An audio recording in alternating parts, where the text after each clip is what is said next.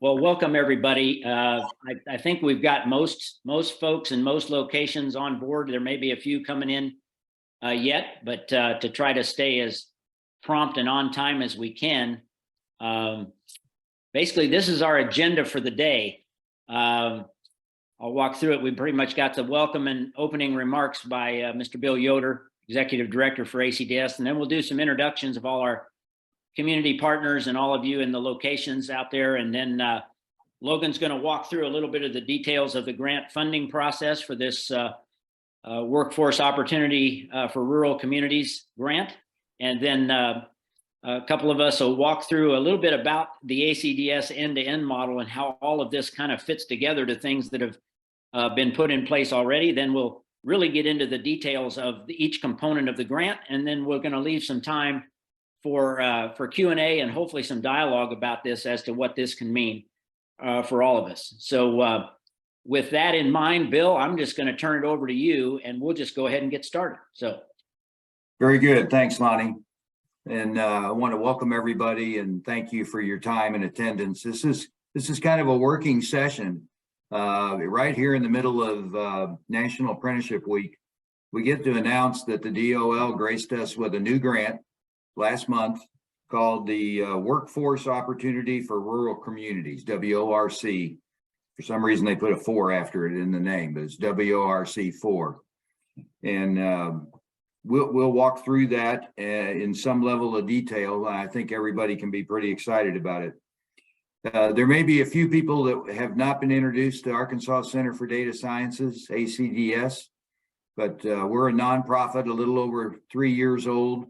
And our mission is to try to close the skills gap between employer demand for IT skills and the current supply in Arkansas.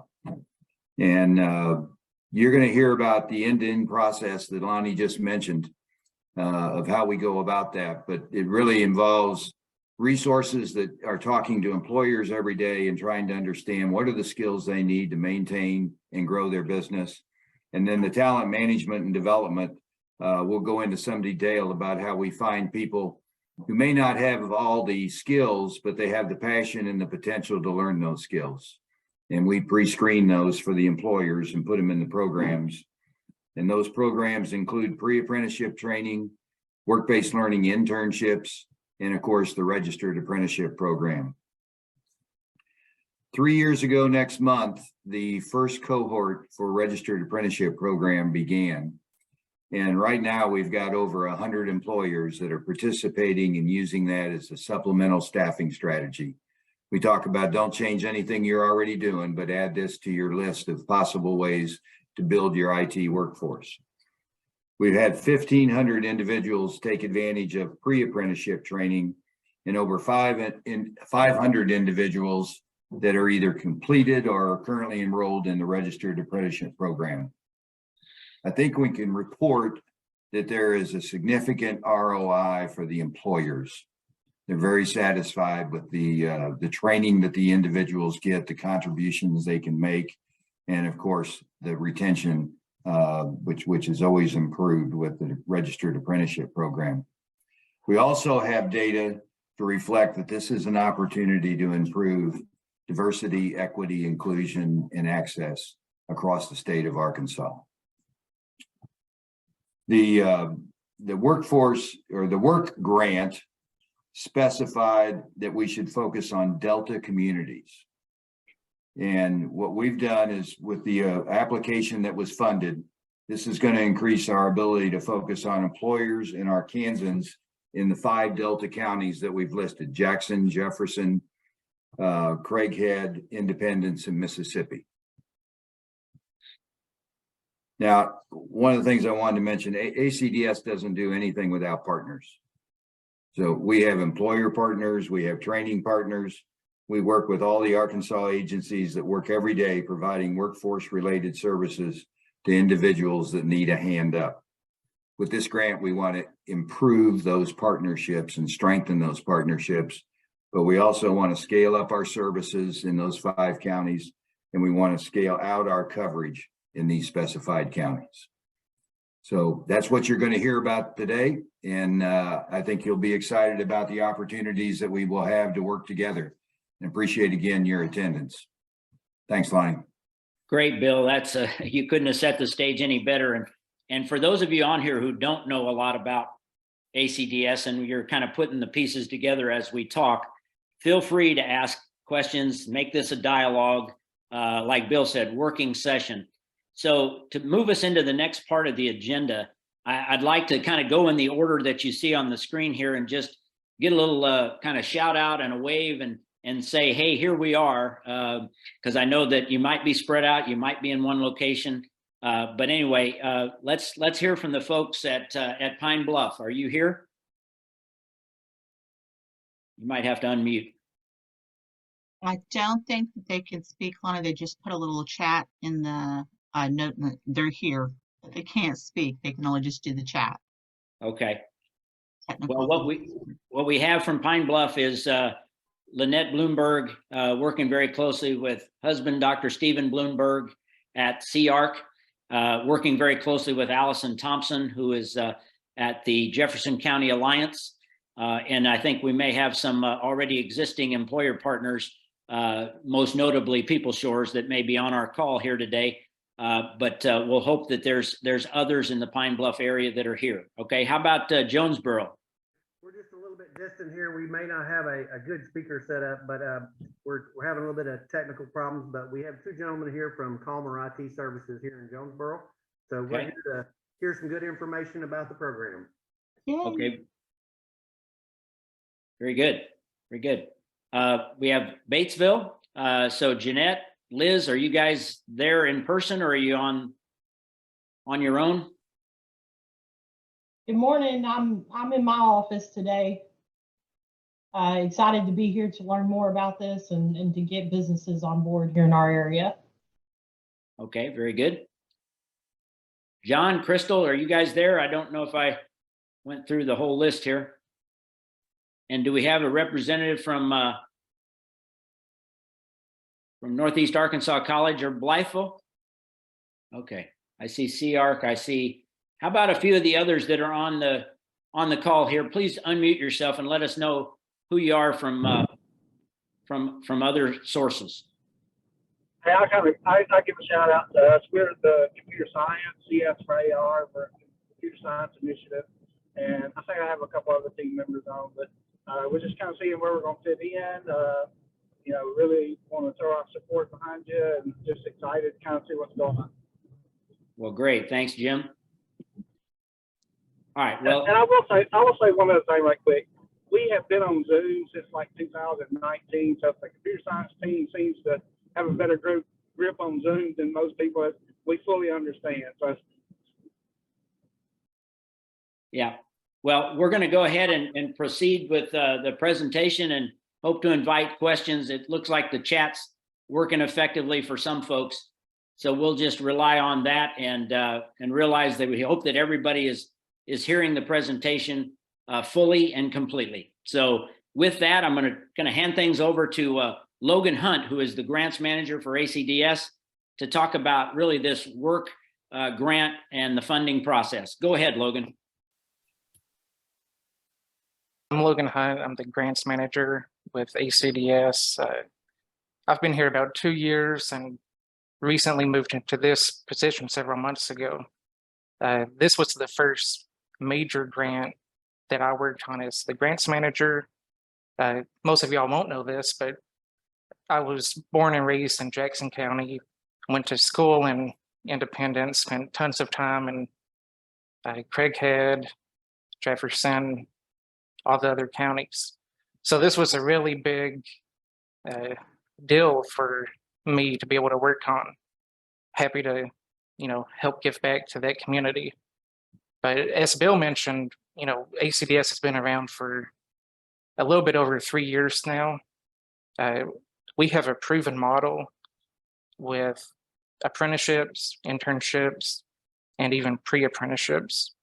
So this work initiative has given us the chance to take what is proven and focus it down a little bit more to these underrepresented communities. You know, there are a lot of very capable people in the Delta that just don't have the means to get into the IT realm.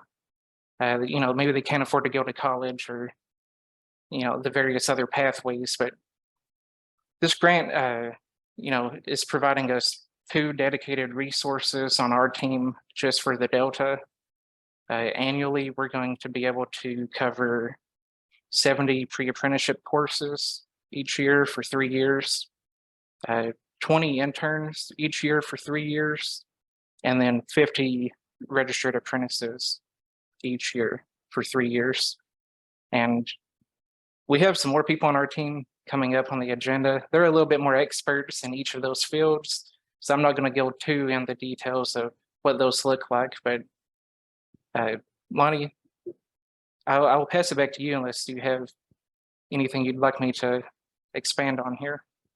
Logan, were there a couple other pieces to this particular grant that you might want to talk about? It seemed like, was there some potential equipment and maybe some staffing for like Northeast Arkansas that would help kind of do some outreach? I just wanted you to maybe mention that to the folks here, because they might be able to help in our search for a resource, and be maybe aware that that maybe some of the rural folks that maybe not able to make it into certain locations might be facilitated in their training. Because didn't we have some laptops or computers? I mean, what were there some other pieces of this besides the 3 major things?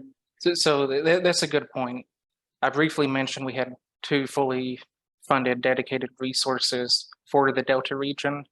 One of those is client development, and we're actively looking to hire that. If y'all know anyone who is, you know, they're good at speaking to employers, they're good at explaining, hey, this is how this program can benefit you.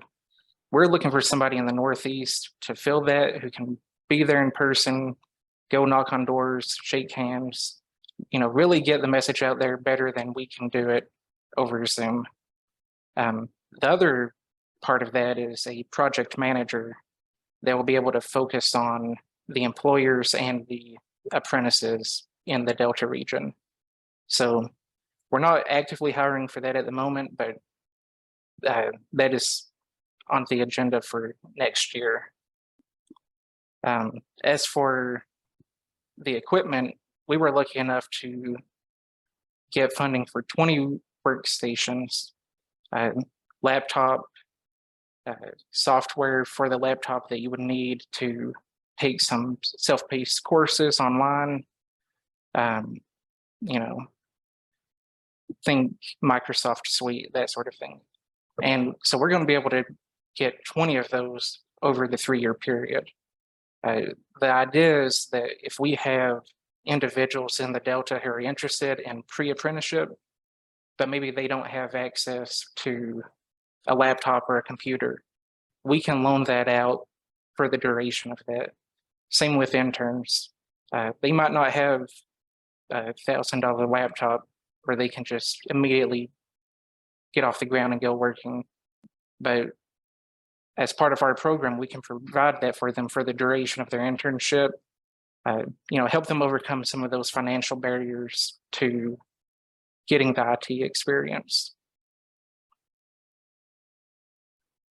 Logan, that's wonderful. In fact, I bring that up because that can be supplemental, because we know there are folks on this call, whether you're with the local workforce development board, or whether you're at the college and so forth, and even economic development and chambers might have some programs like the Tech Depot in Newport and Jefferson County Alliance and so forth that may have access to facilities and computers. So we know that's already part of your strategy. We were just thinking that potentially there might be a few that are remote that might run into some circumstances where this amount of I guess a wraparound service to help might be something in need. So we wanted to at least have that included and think of it as supplemental.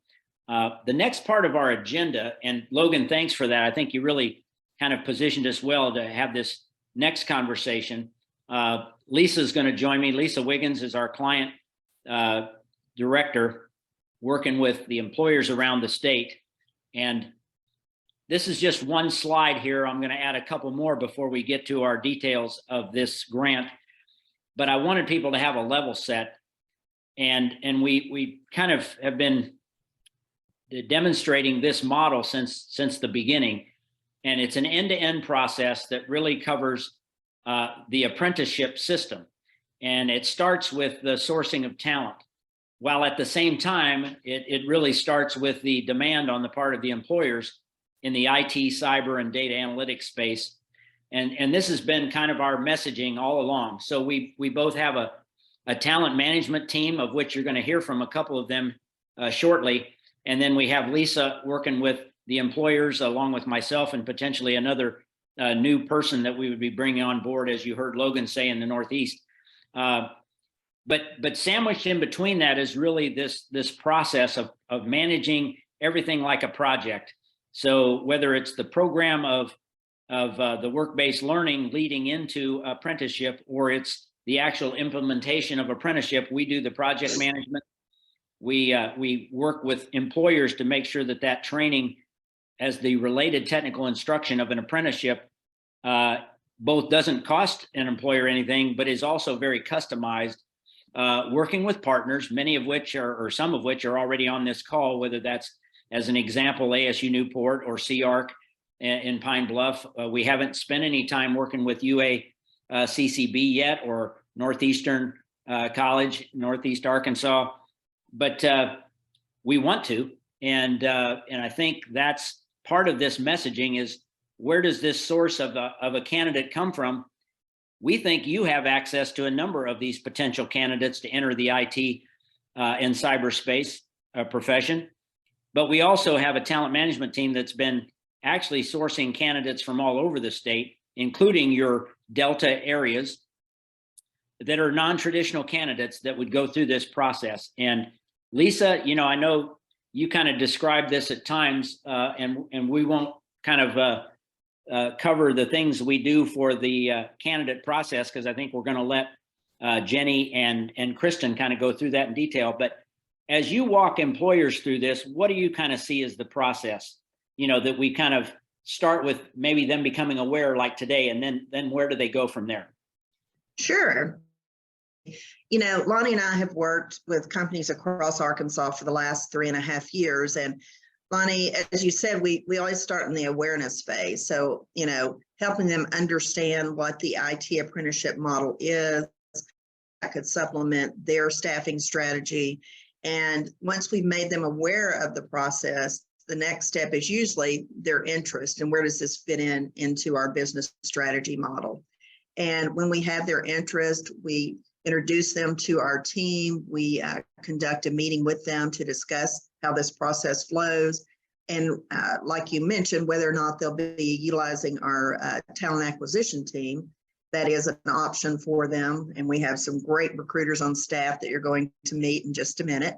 But once they are interested, then we move them into the commitment phase. And that, Lonnie, I don't know if you want me to, I won't deep dive, but there is a commitment letter in that process that outlines, what our responsibilities are, what the employer's responsibilities are, and how we will work together to support them.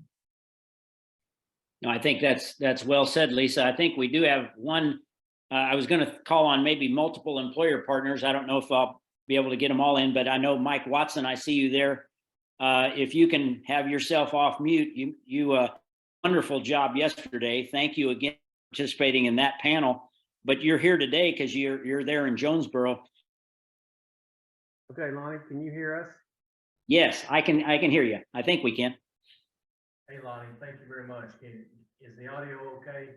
Maybe a little louder. A little louder? Well, our at Calmer Solutions, we were made aware at a Chamber of Commerce meeting, much like you guys are talking about. Awareness was the key. Dustin, he helps, he and I together manage our company from the project side and the service side. So he and I attended that Chamber of Commerce meeting, become aware, and became extremely excited. We have used this to train internally, to let folks that had a position with us already gain some experience and knowledge and increase their value to the company. self-confidence and promote them within the organization. And then we have hired someone. I typically reach out to your team and let you know when I have some position available. You guys have been gracious and sent over several applicants, and we've hired one of those here in the Jonesboro office.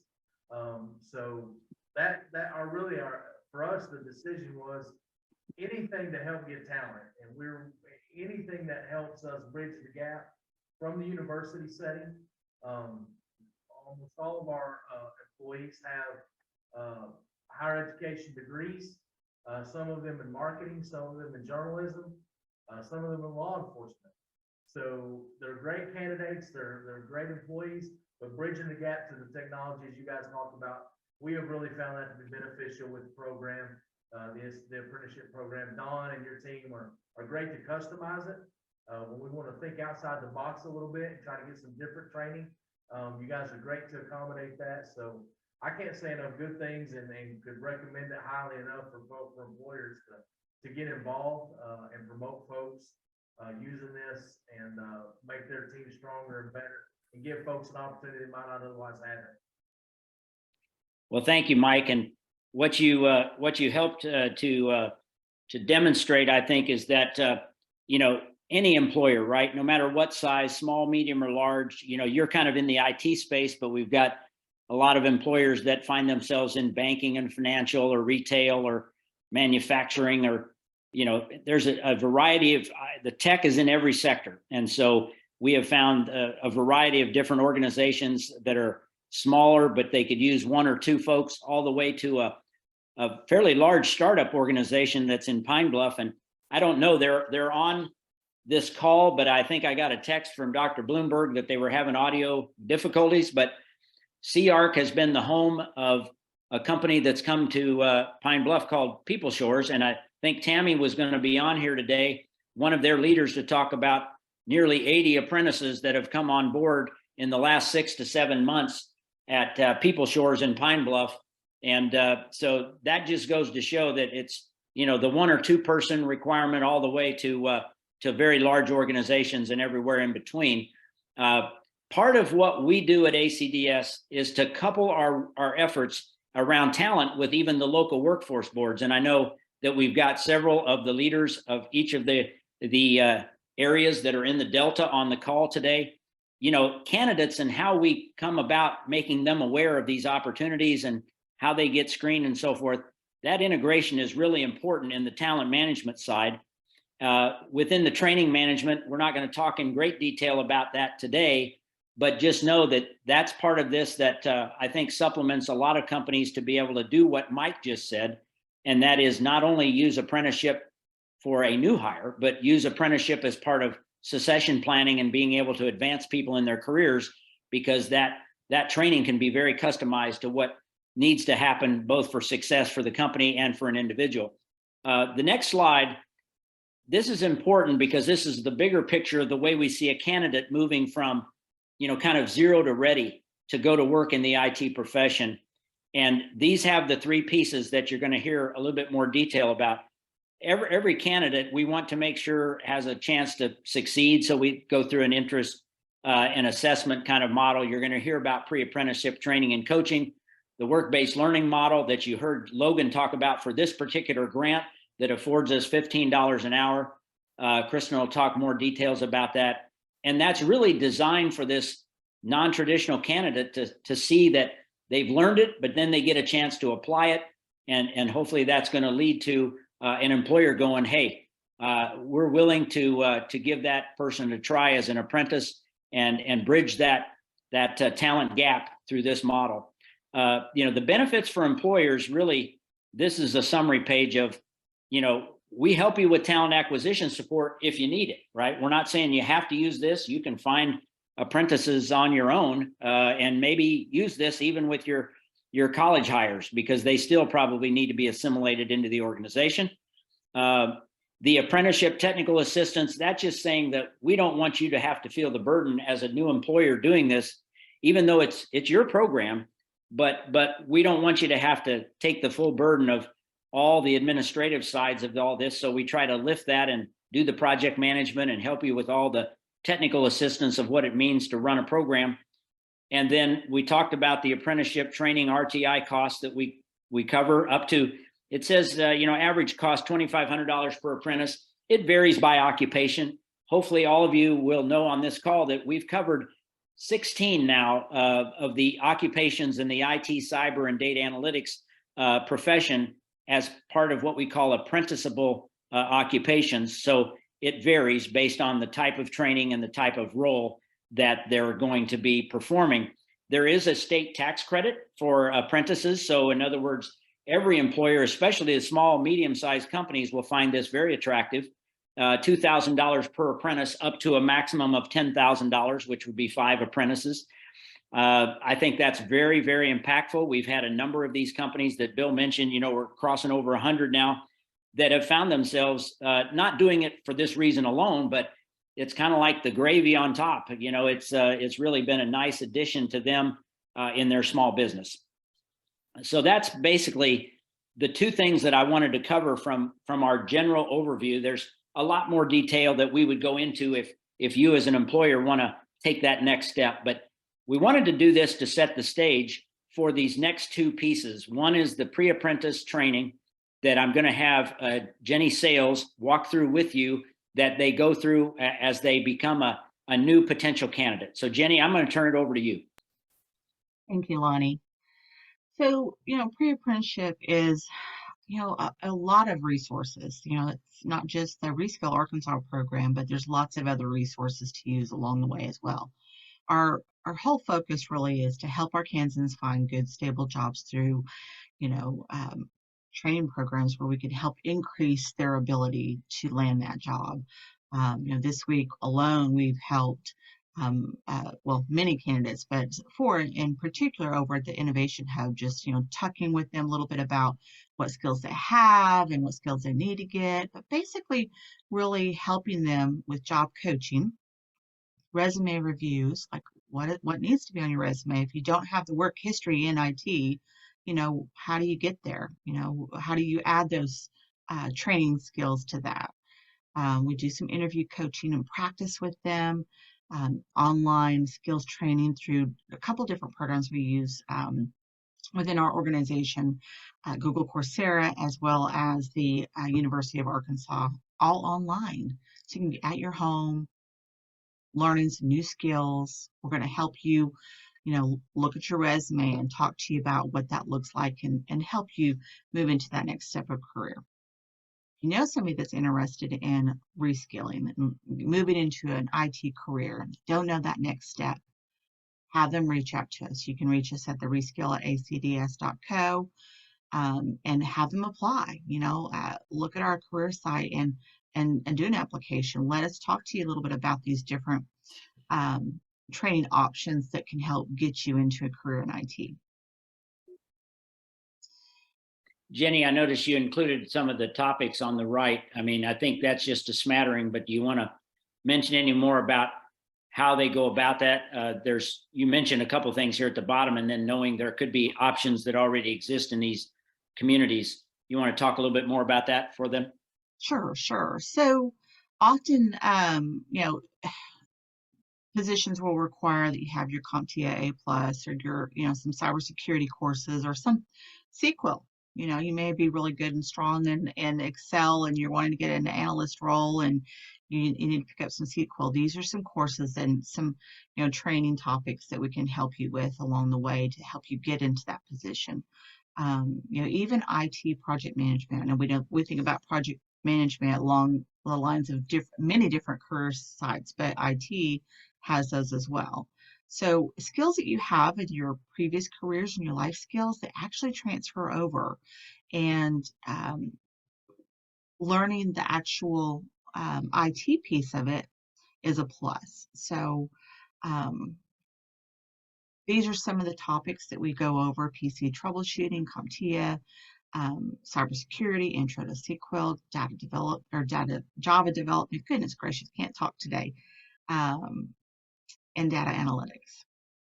Again, if you guys know somebody that would be interested, please do reach out to us and let us know. Be glad to help support along the way. We have a lot of training partners that we work with, and we really want to partner with, all of the other entities and community partners are out there to help others that are really looking to skill up and get into a career. And I can only tell you about so many stories that we have where somebody has been successful and actually started out in the restaurant industry with no IT, but their drive and wanted to get into IT, and now they're in IT. They went through our pre-apprenticeship program, they got into the work-based learning, and now they're working as a IT support somewhere. So making a good living. Lots of great stories like that, and hopefully we'll be able to help you, partner with you to help some other people get into that program. Lonnie?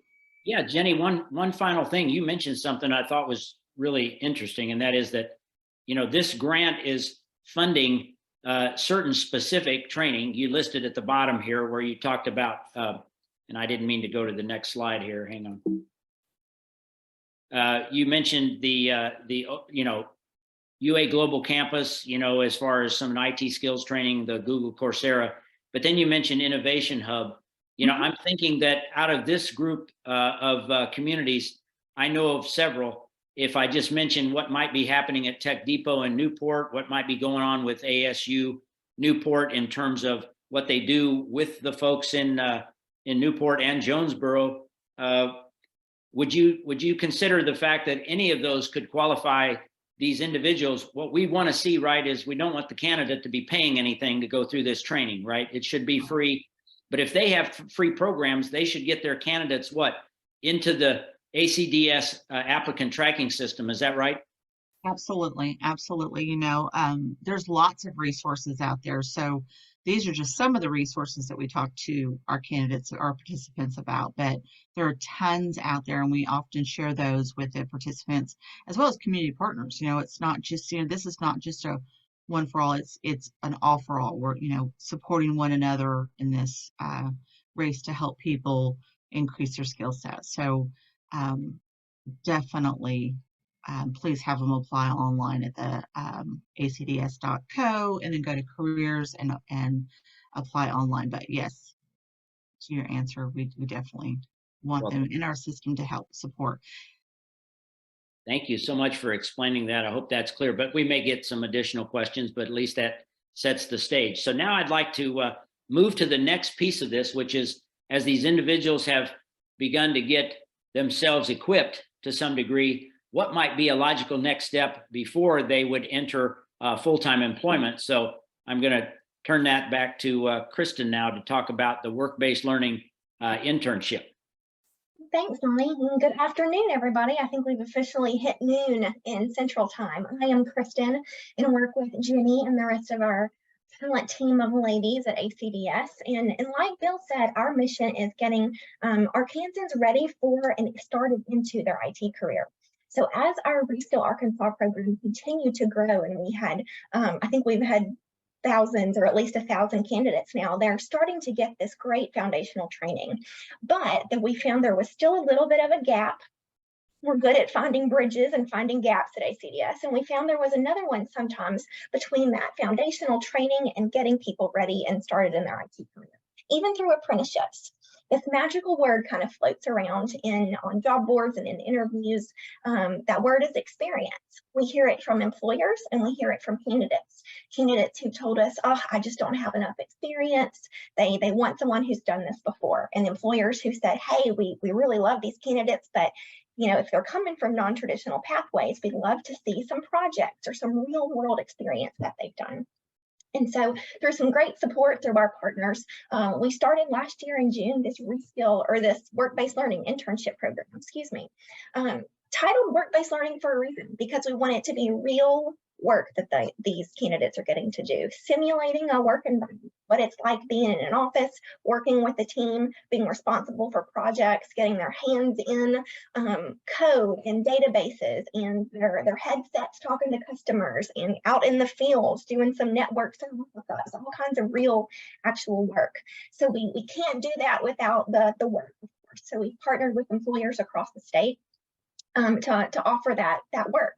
It's a benefit to the employer because they get some help for 3 months.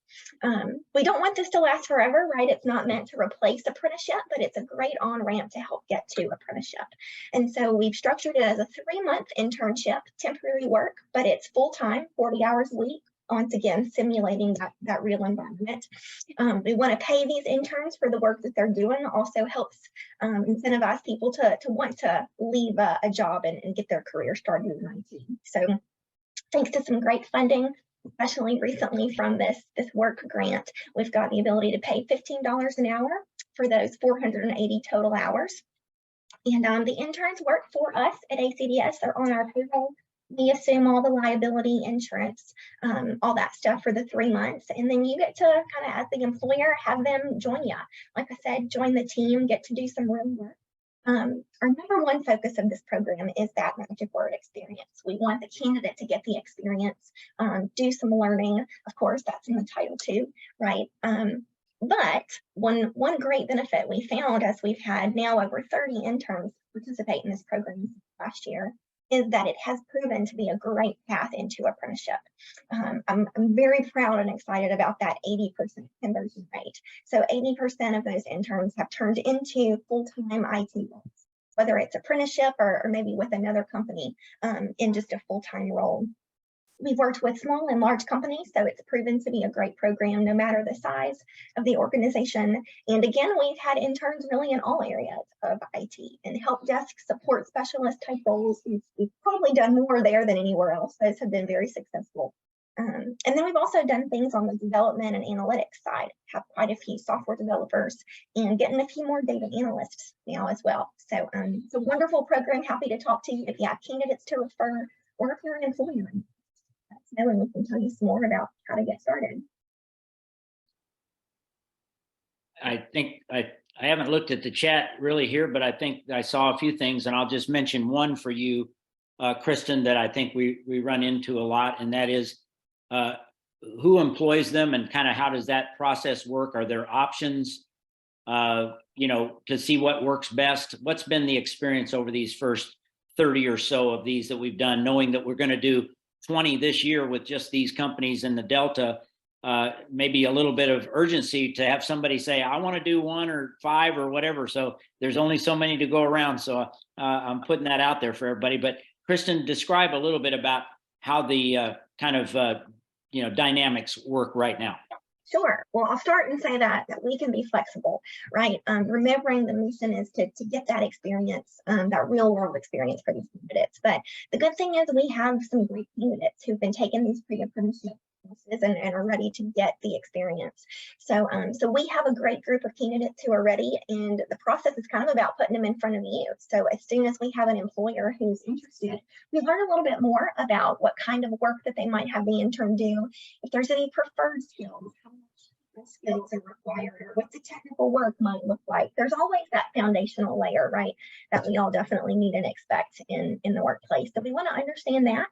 And then we will be happy to submit candidates to you to review, to interview. We want the employer to ultimately select the candidate that they're interested in. They've got to mesh well with your team and be able to fit in your environment. We think that's really important.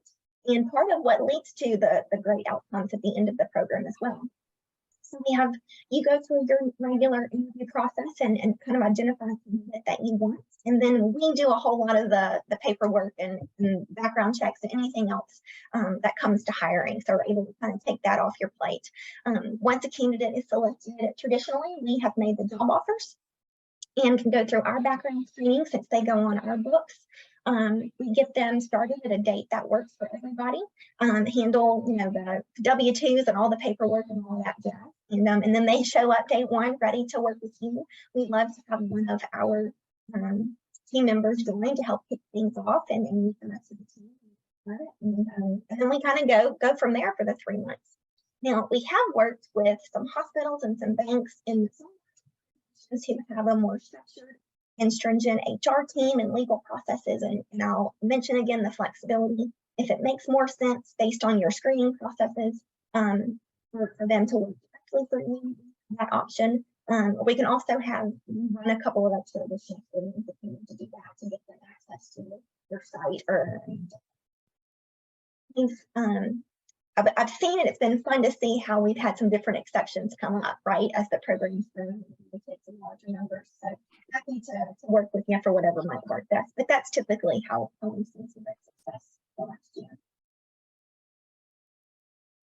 That's been really helpful, Kristen. I think you've really outlined that well. So then you've got a number up on that screen that says 80%, right? And that 80% is that they got hired with the company that they actually interned with. Is that correct? Because we have some that even if they don't finish, I mean, they finished their internship and there wasn't an open rec for a company to have hired them directly to the apprentice program, they come back to you all in talent with a resume that now looks a whole lot better, and you're putting them in front of other employers that have been able to hire them even if it wasn't with the original company. Is that true? Yeah, absolutely. That 80% does include interns who have gone to work with the same employer or others. That's kind of a little bit of it.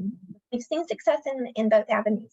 A lot of them have stuck around. It's very easy for the employer just to make that offer at the end of the internship, and they can stick around directly on your payroll. Or we've had some interns who just didn't work out with that employer, and they've gone on, like Lonnie said, with their boosted resume with that that experience, and have found opportunities with some large and small companies. And that other 20% we're still working with, I assume, right? I mean, they stay in this pipeline unless they've found other employment on their own, right? So absolutely, yeah. Some of them have gone into non-IT roles after the internship. But yeah, definitely still working with some. We have a candidate right now who ended his internship and is top of our list to help him find his next hopeful apprenticeship. thank you, Kristen. And I hope this leads to some questions. I want to go back to this screen for a minute. So I don't have a summary slide other than to tell you, and maybe this is a better one, that the average RTI costs $2,500. The Arkansas Center for Data Sciences is actually braiding funding to be able to cover the cost of nearly every occupation and the necessary training. So in an apprenticeship, there are 3 requirements on the part of an employer. You have to ensure that that apprentice is going to get a minimum of 144 hours of what we call classroom training. Now, that can be in a classroom with an instructor led. It can be self-paced online. It can be through a subscription service. It can be even internally delivered at your company. And we're going to reimburse that, or we'll set up an MOU with the training partner. And what this grant is specifically going to do is the fact that we've got $1,000 federal grant that we apply to every apprenticeship in the state of Arkansas.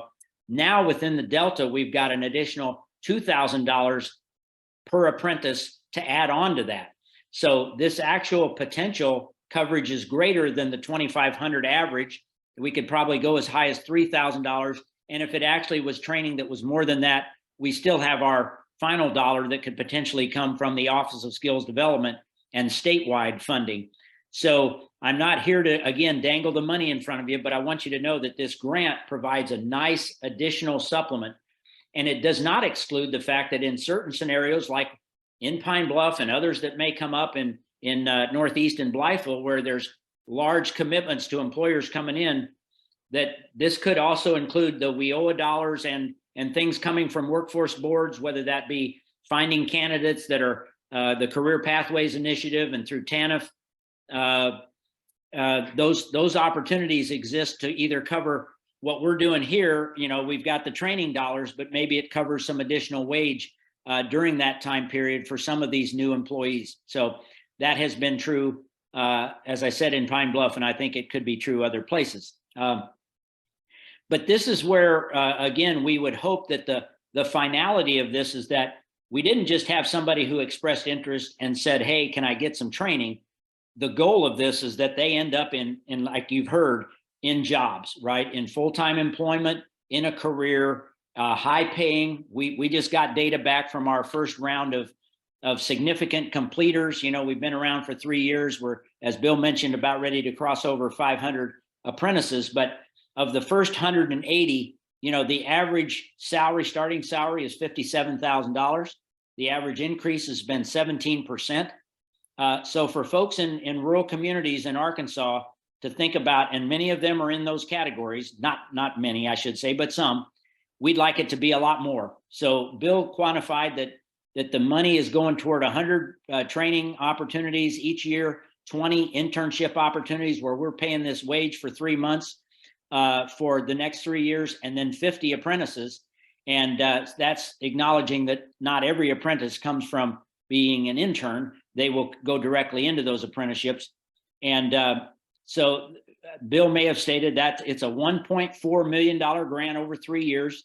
And it's going to take all of us to make this happen in a very positive way. So this is kind of our message to you, but now I think we kind of want to hear from you all and see what questions might be out there. And if some of you are ready to get started, and if that's Mike, who told me just yesterday, I think we want to do this at Calmer, then that's great. I hope that includes a few more. And I hope some of you out there can communicate this to some of the other employers that may not have heard this today. But I am going to open it up either through the chat or through if you can unmute yourself and try to ask a question. We've got quite a number of folks, I think, that are in their home locations.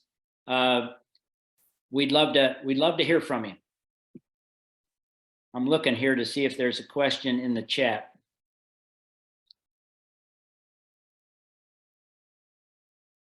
Guess we can't hear from SEARK, but I do know that as one individual company that I mentioned, they are looking at the intern to apprentice model.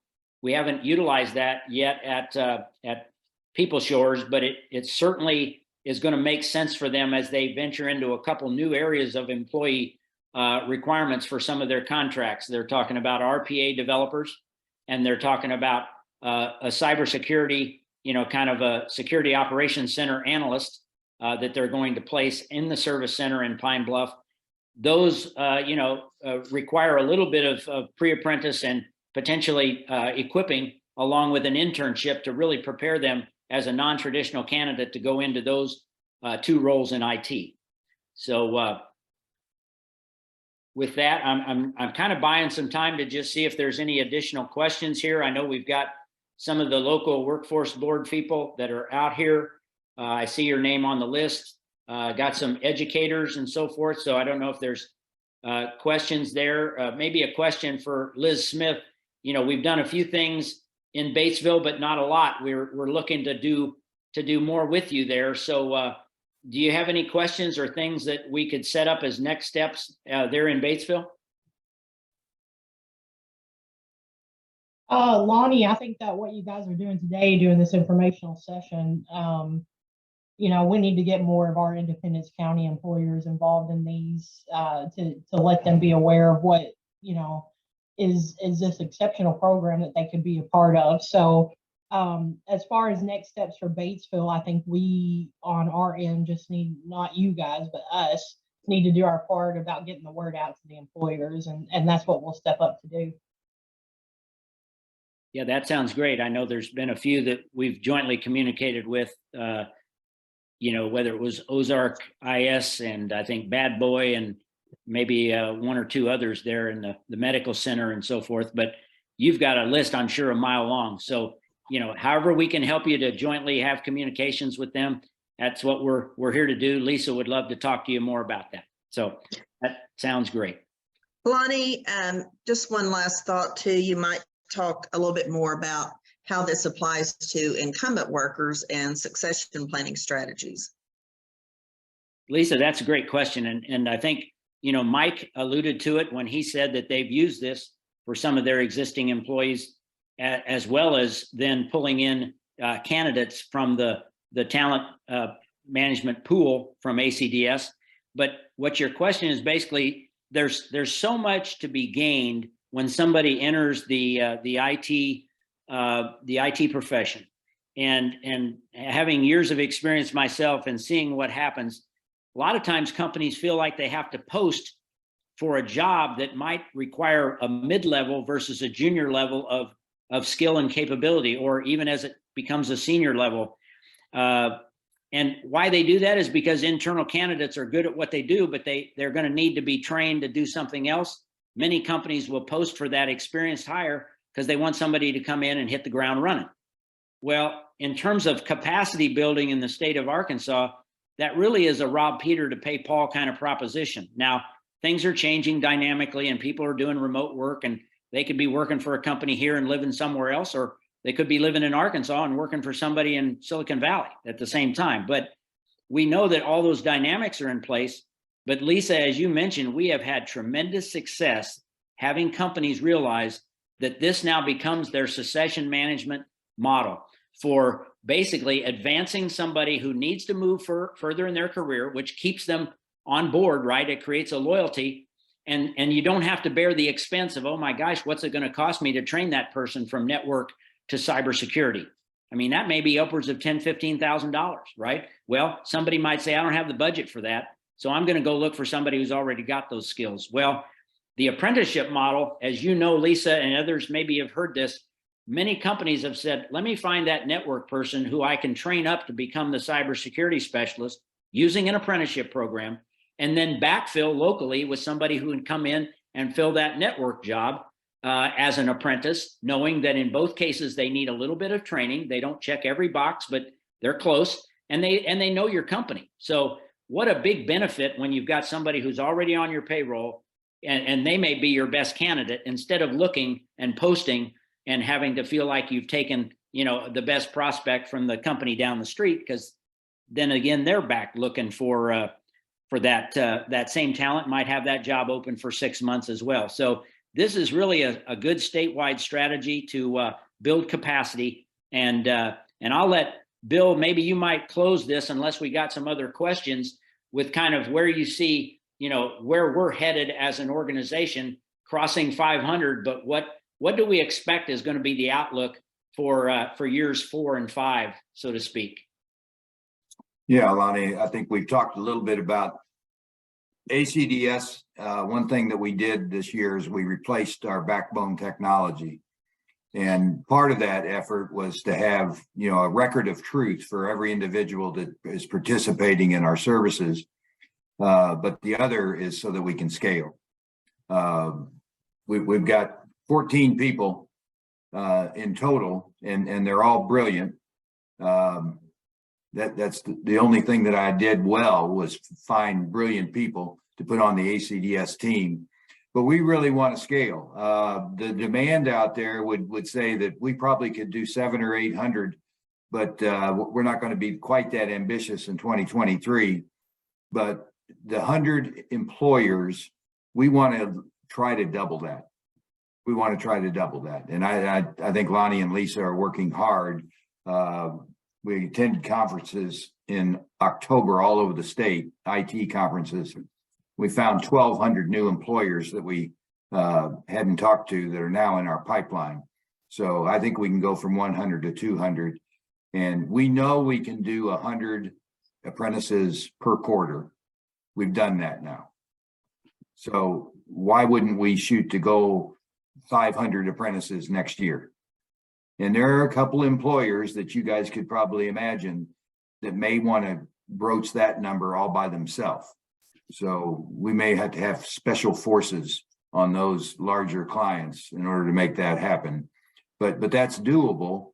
And everybody that's invested, the Department of Labor being one, Arkansas government being two, private foundations, individuals that have contributed, everybody has said the ROI is great. You know, whatever you want to run the net present value at for 3 years or 5 years, the ROI is great. And we really, and this is a compliment to Kristen and Jenny and the rest of their team, but they wake up every day trying to change the lives for the Arkansans that they're going to talk to. And, you know, we started off thinking we needed a couple of recruiters. Well, they're not recruiters. They are changing lives. And you think about somebody that might be making $25,000 or $30,000 in an hourly job in the hospitality sector, and now they're making close to $60,000 salary with benefits. You know, and if that's a family of 4, everybody's boat rises, right? So that's what we're about. I think, Elizabeth, you asked about next steps, and I think you're right on. I mean, we kind of have a pattern of hosting what we call employer forums. And if you can get 15 or 20 people there, you know, and Lisa and Lonnie spend an hour and 15 minutes with them, they're going to go from awareness to interest. And then we can meet with them one-on-one and follow up. And in the meantime, you know, we're going to start recruiting more aggressively in these 5 counties so that we can start to build a pipeline of candidates that many of them will need pre-apprenticeship training, but now we've got funding for it. Many of them will do well in an internship, and we've got funding for it. And the other thing I think that Lonnie was alluding to, all 5 communities have what we would call pre-apprenticeship training going on, whether it's in a community college or something like a tech depot in Newport. But you have what would be classified as pre-apprenticeship training. And we can work together to get those candidates in our system and try to provide some funding for that. Very good point, Bill. And I think the other thing that has been alluded to here is that when you look at the statewide opportunities, there could be some who may want to enter into a piece of the IT occupation. And let's say that is tied to you know, user experience developers or RPA development, or maybe it's something that the companies in your actual local community and area don't actually have those kind of positions available right now. We have perfected something called the fully remote apprenticeship model, and many companies have already told us they are willing to hire somebody that's not local, that would work remote and could stay on the farm or stay somewhere in their rural community because they don't want to leave home, but they have skills. And as long as they have broadband, you know, access and availability, and it's just like they're working in the office, these IT positions are perfect for that. And so we want to make sure that as workforce boards, you know, you kind of do their case and you're managing where they're headed. I know we've got several leaders on here from those areas. You know, just know that that could be a possibility as well, that we don't have to feel confined to only the local geography for the jobs. We do want every one of the employers to know that they can be finding talent without competing with the major metro areas to find talent, because we can groom them locally. So kind of that, where this story started for me was, how did we have to grow our own talent to be able to survive and thrive? We want everybody to realize that you can grow your own talent and you don't have to do it alone. That's why we're here in this collaborative ecosystem. I'm going to check one more time to see if we had any final questions in the chat. Lonnie, I have a question. Yes. This is Jeff here in Jonesboro.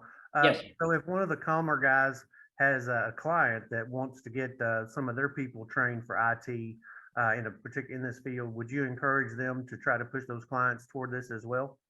Absolutely. Yeah, absolutely. And you know, that's interesting, Mike, as you grow your client base, part of the reason they use you, I'm sure, is because they don't maybe have the expertise, or you're providing something they need, but there could be other areas that they'd like to specialize in and need to own it, and they don't know where to find their talent. So that is a great question. And you know, I think it's everybody that hires an IT professional, no matter what sector they're in or what their purpose in business is, I think they should at least know, Jeff, what this is about, and see that might be an opportunity they want to take advantage of. Sure thing. Thank you. And then one other question: what is the average length of the apprenticeship that we're talking about for this? How many total hours? Good question. Yeah, very good question, Jeff. So, you know, as people hear about apprenticeships of old, right, trades and construction, they could have ran sometimes 3 and 4 years in length because licensure, and they were set up as time-based apprenticeships. Right now, all of our apprenticeships across 16 occupations in IT are all 1 year in length, right? You were aware of one that happened at Hytrol that was a 2-year program for a CAD drafter, right? A CAD CAM kind of technician, if you will. We've got one program in Northwest Arkansas that is going to move from a 1 year to a 2-year program for software development. And they've actually, you know, combined that with some work with an educational institution. So that's something you could do with your associate's program there at ASU Newport. But to answer your question, all of our programs right now that have made up most of that 500 apprentices have been 1-year programs where a minimum of 144 hours. Now, notice I said a minimum. Some of those have training hours and seat time that it could have been 250 to 300 hours worth, but the minimum's 144. But then the rest of it is considered OJT, and that's kind of at a 2,000-hour OJT, which constitutes basically 1 year of their apprenticeship as a full-time employee. So I hope that answers your question. Yes, sir. Thank you. Yeah, thank you for asking. And then it says Stacy Price had her hand raised for a question. Stacy, are you still with us? Hi, yes, I'm still here. Okay. My question, so it seems like he did answer the question. You guys don't have a certain cutoff limit saying, hey, I can only send this amount to an employer. Yeah, definitely not. In fact, you know, you guys have had, I think, a couple cohorts that were 8 to 10 in total, right? But we've got a program with a large employer in Northwest Arkansas. It's an internal cohort, and they're looking to field 20 in one cohort, right? And so, yeah, there's no limit to that, Stacy. Great question, right? It can be one at a time. It can be, the apprentice can be part of an internal company cohort like you've done and others have done. It can be an individual who might be one data analyst, let's say, that's going to become an apprentice along with 10 or 15 other company representatives that each of them have 1 or 2, and they all would participate in what we call a community cohort, so that they're being trained up in a very efficient way, but they get a little bit of that cross-pollination of learning from others who are entering into that same occupation, because a lot of that skill building in some areas of IT, how you see it being applied in different ways just makes that person that much more valuable and more skilled. So there's those 3 examples. And then an individual in a company can go through an apprenticeship training program as one person. So there's not a limit. It's really flexible based on the employer demand. Does that make sense? Yes, and I have one more underlying question. So I'm knowing that you're doing the 3 months of where you all pay them. Yeah. But I just heard you say the program could be for 1 year to 2 years. Well, now that's very good. Let me go back. I don't know if I have this on my screen. Hang on. Do you see this one here where it talks about, in fact, let me go to the previous slide. So a candidate who would actually move into a work-based learning opportunity, the internship, that's right here. They are not a full-time employee yet, and that's where we're paying the wage for 3 months to get them meaningful work experience. So that 3 months and that program stands on its own. They are not fully employed yet like they would be at this stage. They basically are being hired, as you have hired, a full-time employee, and they're now an apprentice. The apprenticeship program that runs 1 year in length stands on its own. That's a full-time employment opportunity and is different than a preparatory work-based program or a work-based learning program called an internship. So I hope that helps you to see the difference between the 2. Oh, yeah. Okay. Thank you. Yeah. I think it's probably helpful to know that in Northwest Arkansas, we've had some scenarios where the work that somebody started in the 3-month internship was not done at the end of 3 months. They did not want to just cut it off and have it end. And they weren't ready to hire them full-time yet as an apprentice. So we actually extended that internship. We don't let it go any more than 6 months. But the reason I bring that up is because when it becomes more of an employer program that they really like what they're seeing, and they've got somebody working on a project doing real work, and it wasn't done at the time their 480 hours was up, they just continued their relationship with us, and we just extended them, except we didn't have any funding. So they paid a bill rate for another 30 to 45 days, and then eventually made the decision to hire them full time. So it's a great example of flexibility. We've got an example coming up with I think People Shores in Pine Bluff, where it may be intentional that somebody starts as an intern, gets some of their training during that time, but mostly does some initial work to get used to the environment, and then they'll flow directly into a planned apprenticeship immediately following that 3 months. So it can be very, very strategic in how you deploy both programs. Does that make sense, Stacy? Absolutely, thanks. You bet. Great questions. Anyone else with a question? I know you still have maybe your lunch to have. We didn't really give you a break to eat, but we're glad that you were able to join us during this time period. I'm going to stop sharing my screen. Bill, you gave us your final words of wisdom. We've had a number of questions, I think, that we've addressed. Anybody else from our ACDS team with any final comments? I would just like to say, you know, hey, if you are unsure or you don't know or you have more questions, reach out. Like, there's plenty of us to, you know, do some one-on-one with you and find a solution. We are about helping people grow their career in IT and retaining that talent here in the state of Arkansas. So if you're wanting to buy into that, need that support, let's find a pathway. Let's find, you know, like Kristen said it earlier, you know, we're always good about finding bridges or finding ways to support one another. That's the whole goal, is to help people grow their career in IT and increase that talent pool here in the state of Arkansas. So if you have a need, if you have a want, you want to learn more, you think somebody else might have a need or a want, reach out to us, connect us. Let us help them help our state, our people, and one another. Well said, Jenny.